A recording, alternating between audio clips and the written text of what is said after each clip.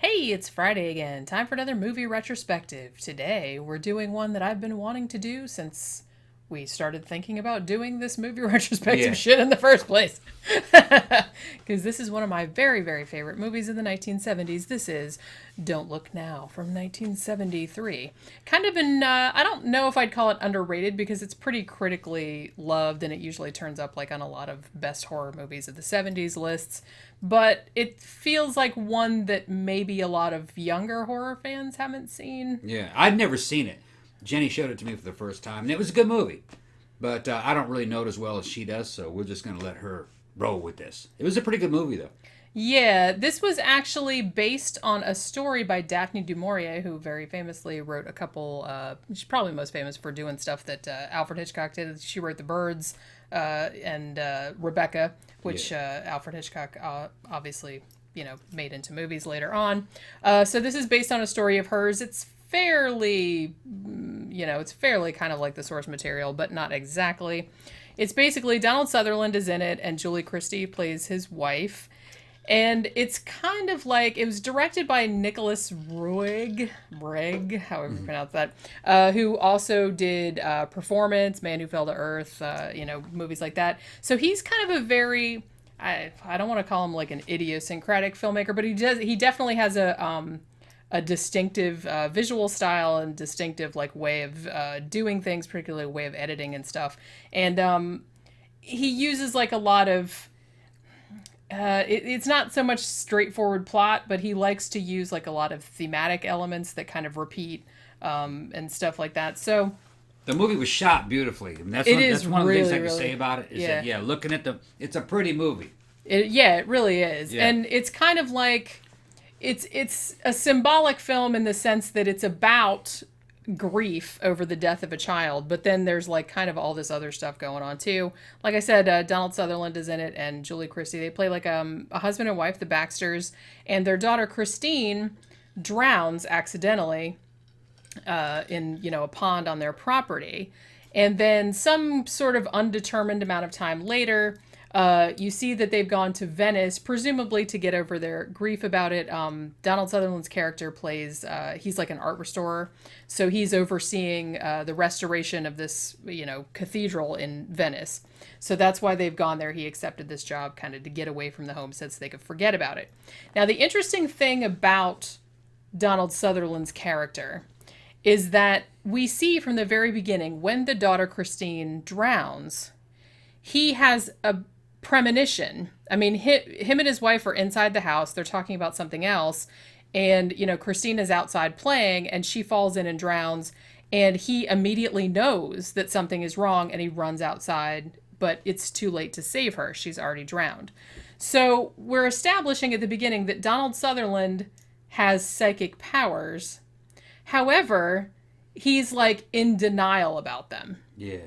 He could have premonitions and visions and shit. Right. So he's almost like, it's almost like he's been gifted this, I guess, but he's like denying the gift. Which I actually thought like he doesn't want to know. I actually thought that was kind of a realistic portrayal of psychic abilities, which really kind of, that's very 70s and 80s. Yeah. That's usually how it was portrayed in like paranormal literature. Yeah. About in parapsychological literature. So in that way, kind of give a star for credibility. Yeah. Yeah. And well, you buy it also because he's such a skeptic.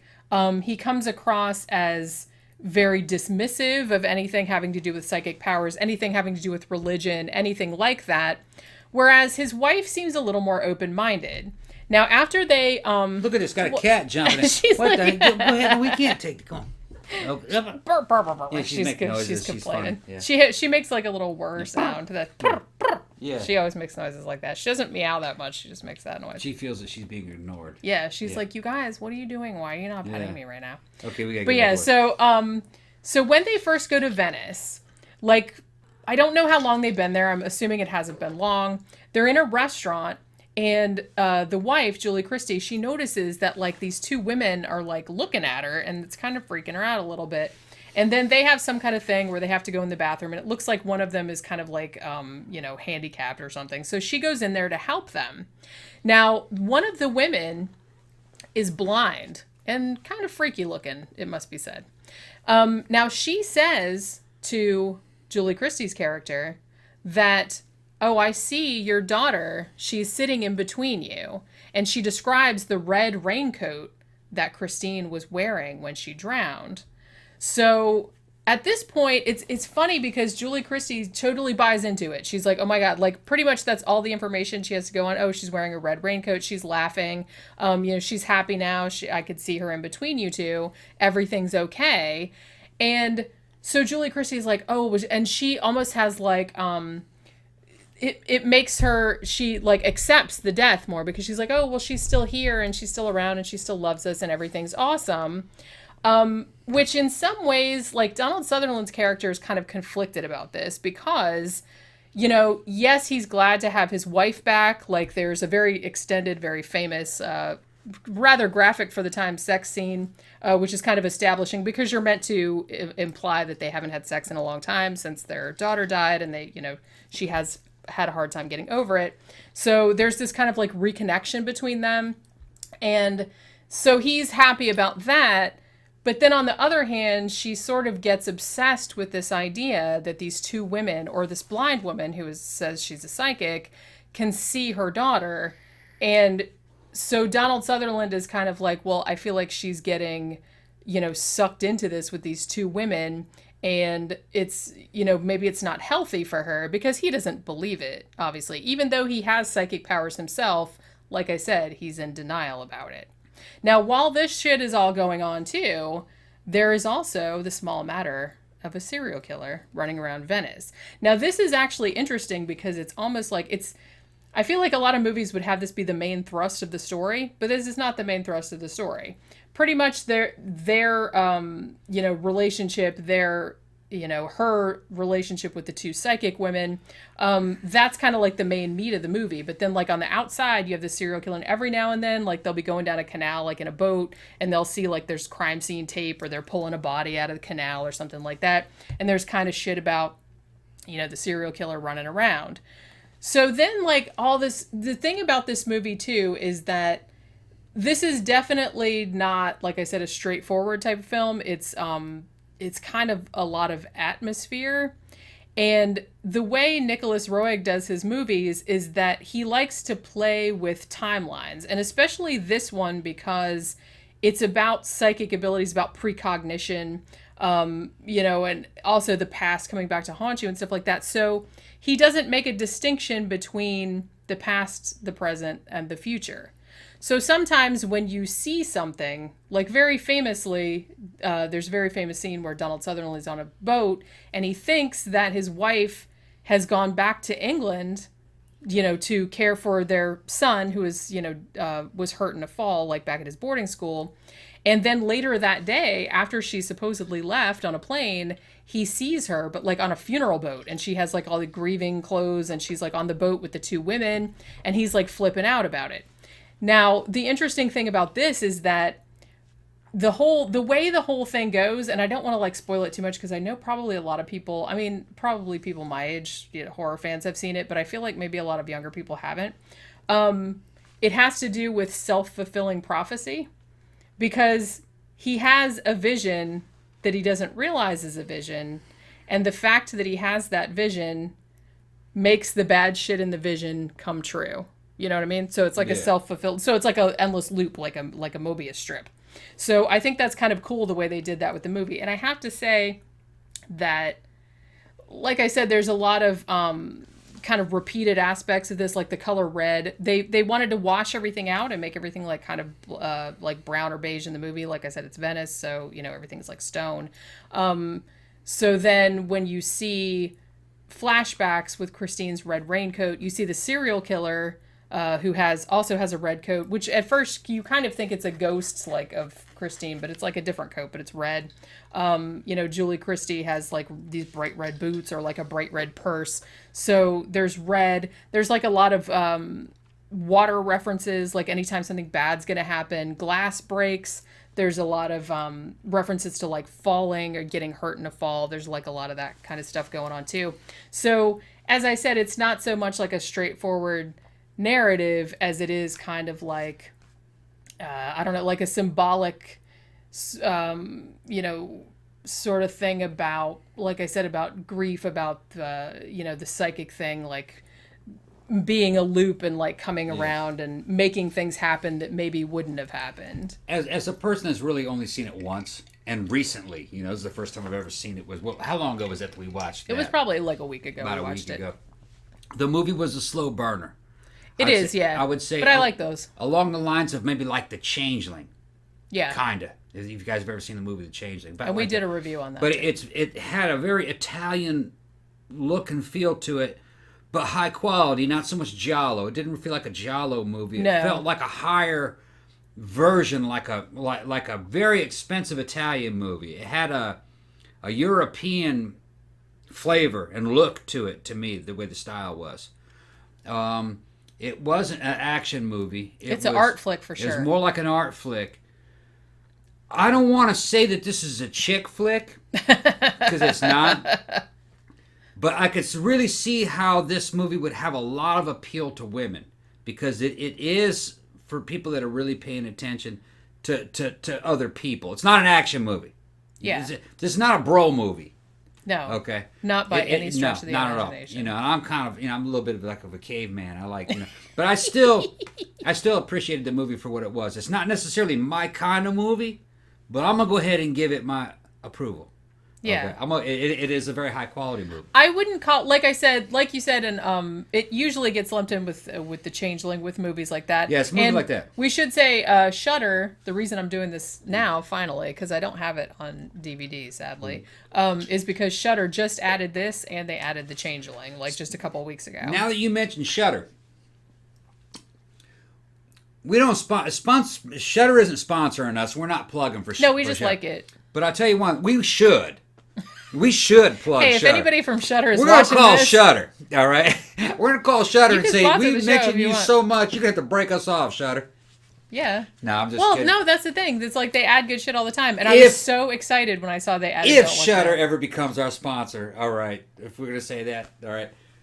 We want our longtime listeners to know that even before they were our sponsor, we liked Shudder. Dude, it's $5 a month. $5 a month. It's like a lot of badass it's what, like movies. a quarter the cost of Netflix. I mean, Yeah. I like Netflix too, for more general movies, and they have some decent horror movies too. Yeah. But if you're into horror and sci-fi and thrillers and shit like that, I mean, $5 a month, you can't. fucking beat I that. actually prefer Shudder over Netflix. I watch more stuff There are a couple on it. things on Netflix that I like, but I like the Punisher series, the MST series. Yeah, the is new good. MST. That's kind of why we kept it more for The TV Black Mirror series. Yeah, things like for that. more TV series. Lost in Space has got my good friend Parker Posey on it.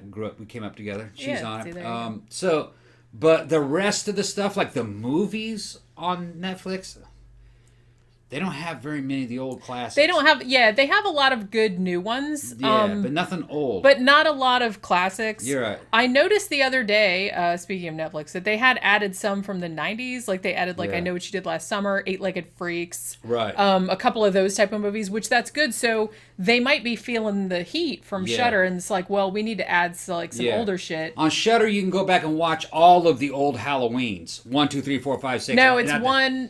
What is it? It has 1, One, 4, two- 1, 4, and 5. 1, 4, and 5. They have okay. 1, 4, and 5. I think they had some old Friday the 13th, didn't they? I don't know about Friday the 13th. They have a bunch of. But there's just a lot of old ones. They had a that bunch came of up the with. Phantasms. Yeah, they had 3, 4, Phantasms. 5. They had some of the Hellraisers. Yeah. They had shit. What was the thing? That I Oh, was you can thinking see like what Wolf Cop. What was that one? of? Yeah. You know, just like They have old, a lot of. They have a lot of Giallo movies. They have Yeah. a lot of Dario Argento. old They have, 70s and 80s classics. they have 90s Lucio, a lot of classics. Lucio Fulci. They have The Beyond, Right. House by the Cemetery, Right. City of the Living Dead. They just added the other day. Mandy's on it. Yeah, so it's, and I think Beyond the Black Rainbow is on there too, or that might be Netflix. I don't really know. But I was, like I said, the reason that I wanted to do Don't Look Now was because this was one of the first movies that I wrote down when we first started making a list for our movie retrospective, and I was like, okay, but I don't have it, so I haven't done it yet. And so the other day, I think, didn't I actually, when I opened up Shudder and they had just added it that day, I think I might have screamed. Yeah. But so they added that, and they It's a added good the service. Changeling. So I was like I was like, well, we already did one on the Changeling, but I have to do Don't Look Now because Like I said, this is one of the 70s. Everybody knows if you follow the show at all, or if you read any of my YouTube comments. The 70s is my very favorite era for horror movies. Dead and Buried. Yeah, we did one on that too. Yeah. Like I said, we saw that, and Deathline too, or Raw Meat, which was the same director. We did that as a double feature. Yeah, they got Chud, The Stuff. Q, the Winged Serpent. Yeah. They just added that. Good ones and bad ones. Q sucked, but I liked that movie. Just fun to watch. I like Larry. I like Larry Cohen. They have God Told Me To on there. For $5 a month, Shudder's offering good shit. So yeah, they have. Like I said, it's curated very well. They have like a good combo of like old stuff. There was a free one we were watching, and we threw that one down because we couldn't get a reliable stream on it. And the selection wasn't that good. What was that free one that we were watching? Tubi. I watch that sometimes. Yeah. I can watch it on my laptop. It's much easier. For $5 a month, you get something that just fucking just totally downs Tubi. I finally on Tubi, you guys, I finally watched The Cabin in the Woods. Isn't it bad that I haven't seen it? I hadn't seen it until now. It's like I felt like such a bad horror nerd because that's like one of the big movies of the 2000s, and I'm like, oh my god, I really have to get around to watching Cabin in the Woods, and it was amazing. I was like, I can't believe I didn't see it, but I saw that on TV. But yeah, so if you have a Shudder, Don't Look Now is on there. You should really check it out. Like I said, the 70s, my favorite era for horror. It's a very slow burn. It's very arty. It's not, don't go into it expecting like a traditional, like, 3-part story, like arc, like a normal kind of story arc. Not an action movie. It's kind of more, you really, really have to pay attention to everyone's conversations. You have to pay attention to where you are in the timeline. You know what I mean? Yeah. Because like I said, he kind of plays with it a little bit. You don't really know if what you're seeing happened already or hasn't happened already. So there's kind of that whole thing. And honestly, the last scene of this, the final scene where, I'm not going to spoil it, but where Donald Sutherland like meets the hooded figure, that's a pretty awesome, creepy scene because when that person turns around, the first time I saw that I was like, ee! It's like really, really creepy. And I think that actually ended up on Bravo's like top 100 like scariest movie moments or something like that. But mentioning Shudder, you know what else is cool about Shudder? What?